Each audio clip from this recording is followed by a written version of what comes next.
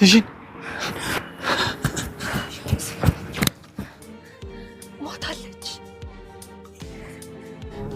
ወይኔ ጉዴ ፈላ። ምን ነው እጄን በሰበረው። ምሳሌ ወይኔ ጉዴ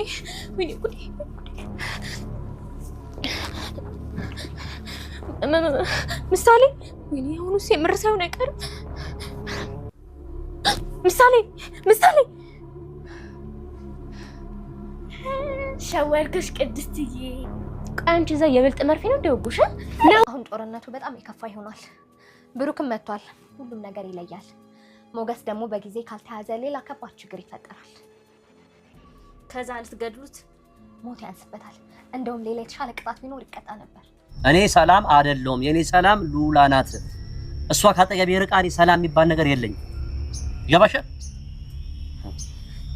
ምናልባት ግን ከደቂቃዎች በኋላ ሰላም ያገኛታል።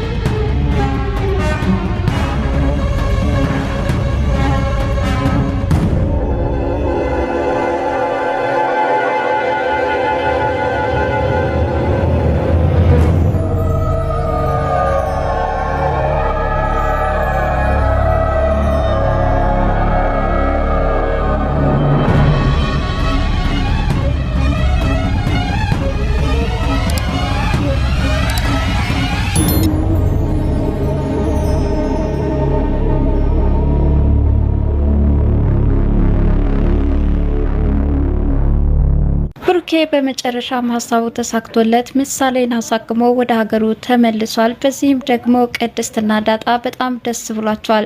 በመጀመሪያ ምሳሌ ካጠገቡ ሳትኖር ስትቀር ምን ተፈጠረ በሚል ከፍተኛ የሆነ መደናገጥ ውስጥ ቢገቡም ነገር ግን ሰርፕራይዝ ለማድረግ የታሰበ እንደሆነ ግምታችንን አስቀምጠን ነበር። ዛሬ የሆነው እንግዲህ ይኸው ነው። ማህሌት ወይኔ ጉዴ ለካ ምሳሌ ታክማ ድናለታለች። እንግዲህ እኔ ባዶዬን ቀረው ከሰርኩ እያለችም በጣም እየተናደደችና እየተበሳጨች ነበረ። በሌላ በኩል ሉላን እስካላገኘ ድረስ ዝና መቼም ቢሆን እረፍት እንደሌለውና ከማህሌት ራሱ ምንም ሰላም እንደማይሰጣት እየነገራት ነው። ሆኖም በስከመጨረሻ ተመካክረውም ሞገስ ላይ ጥቃት ለማድረስም ነገሮችን አመቻችተው ጨርሰዋል። ሞገሴ ከብሩኬ ጋር ለመገናኘት በጣም የሚጓጓውን ቀን እየተጠባበቀ ነበረ። ነገር ግን ማህሌትና ዝና በቅርብ ርቀት እየተከታተሉት እንግዲህ ወንድነቱ ይለይልናል በማለትም ዝና እጆችን ለቦክስም ያስተካከለ ይመስላል። ለማንኛውም ምሳሌ ድራማ ክፍል 66 ምን አዲስ ነገር አለ? አብራችሁኝ ትቆዩ ዘንድ ወደ ቪዲዮ ወሰድኳችሁ። በባለፈው ክፍል ብሩኬ ከውጭ ሀገር ሲመጣ ምንም ካጠገቡ ከሻንጣዎቹ በስተቀረ አንዳችም ሰው አልነበረም።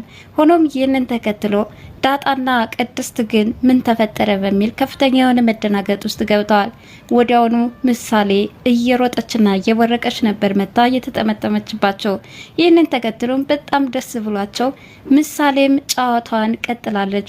ሆኖም እየሄዱ ሳለ ድንገት ግን ከመኪና አደጋ ለጥቂት ተርፋለች።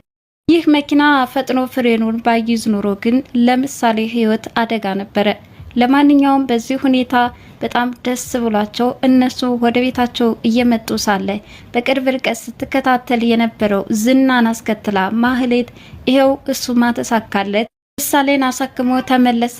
እንግዲህ እኔ ከሰርኩኝ ዋጋ ቢስ ሆንኩ እያለችም በመጀመሪያ ባዶውን ስታይ በጣም ደስ ብሏት ነበር። ነገር ግን በደስታዋ ላይ ውሃ ተቸልሶባታል። ሆኖም በጣም ተናዳና ተበሳጭታ እንግዲህ ምን ማድረግ አለብኝ ያለችም ከዝና ጋር እየተመካከረች ነው። እናም በበኩሉ ሞገሴ የብሩኬን ደስታ ለማየት ወደ ኤርፖርት አቅኝቶ ነበረ።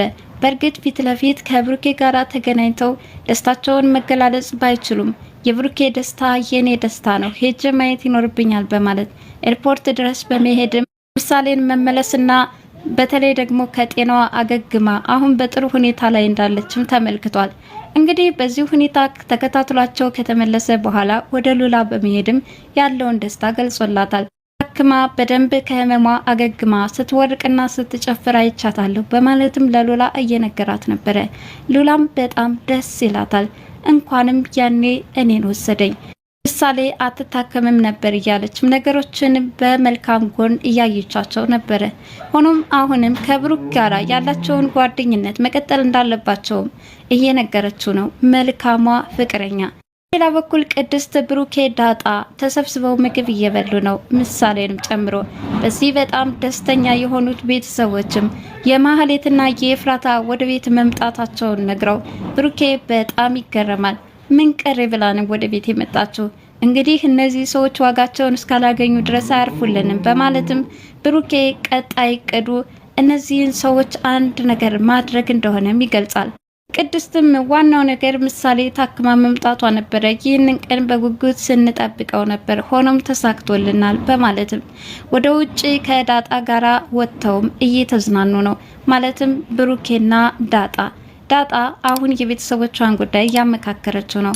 ማለትም አሁን በቅርቡ ቤተሰቦቿን ፍለጋ እንደተሰለፈችና ልታገኛቸው እንደምትችልም በሙሉ እርግጠኛ ሆና ነበር ስትነግረው የነበረው።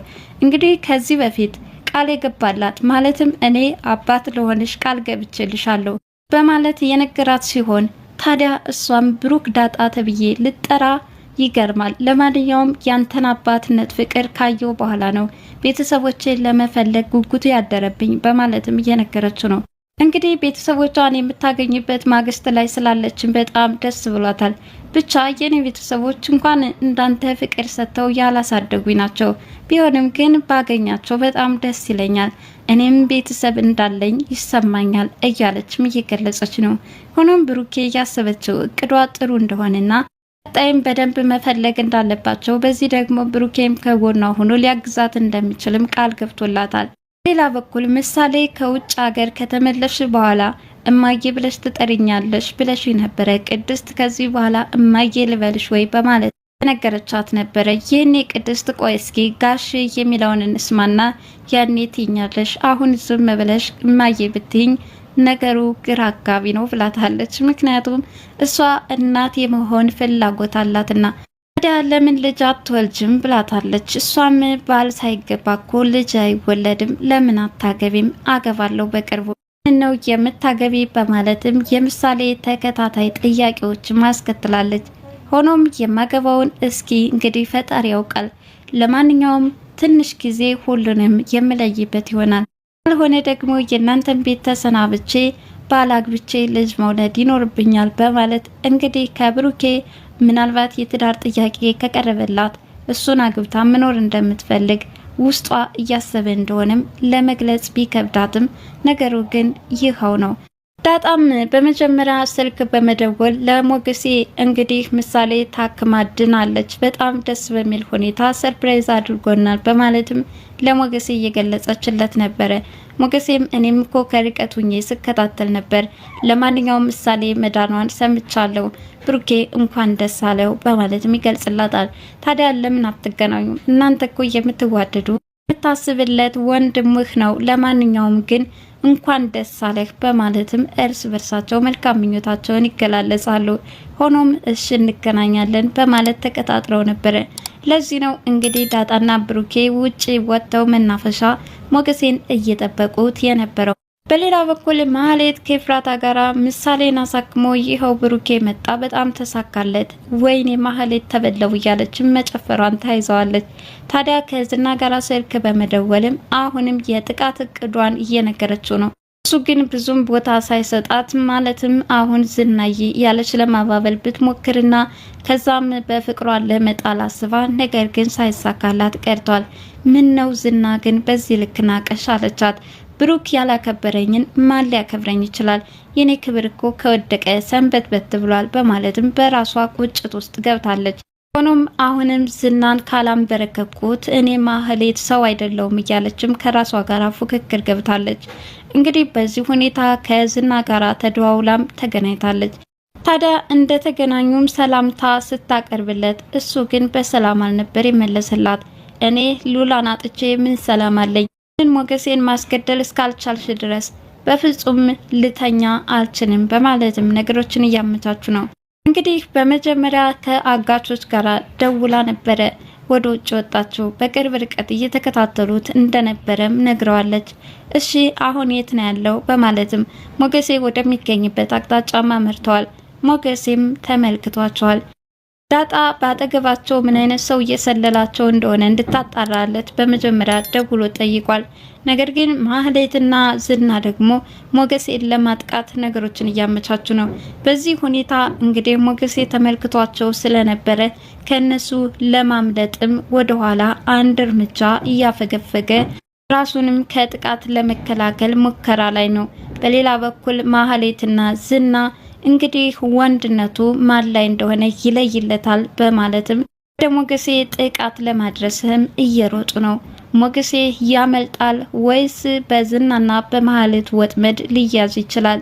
እነዚህ አጋቾችስ ምናልባት ሊይዙት ይችሉ ይሆን? ሞገሴ ከተያዘ ነገሩ ሁሉ አለቀ ነው። ለማንኛውም ግን ሞገሴ ያመልጣል ብዬ ተስፋ አደርጋለሁ። ማህሌት መቼም ቢሆን እቅዷ እንደማይሳካላት የታወቀ ነው። ብሩኬ እንኳን ደስ አለህ፣ ምሳሌን አሳክሞ ከውጭ ሀገር መጥቶ ምሳሌ አሁን ወደ ጤንነቷ ተመልሳ ደስ በሚል ሁኔታ ከቅድስት ጋር ጨዋታቸውን ቀጥለዋል። አንዳንዴም ደግሞ ቅድስትን ፍራንክ ለማድረግ የምትሄድባቸው ርቀቶች ቅድስትን እያስጨነቃት ይገኛል። በመካከል አንዳንዴ ድንገት ራሷን ዞር አድርጎ ይጥላት እንደነበረ ከዚህ በፊት የምናውቀው ታሪክ ነው። አሁን ላይም እንግዲህ እየተጨዋወተችና ሶፋ ላይ እየዘለለች ባለችበት ሰዓት ድንገት የወደቀችም እየመሰለች እንዲሁ ቅድስትን እያስጨነቀቻት ነው።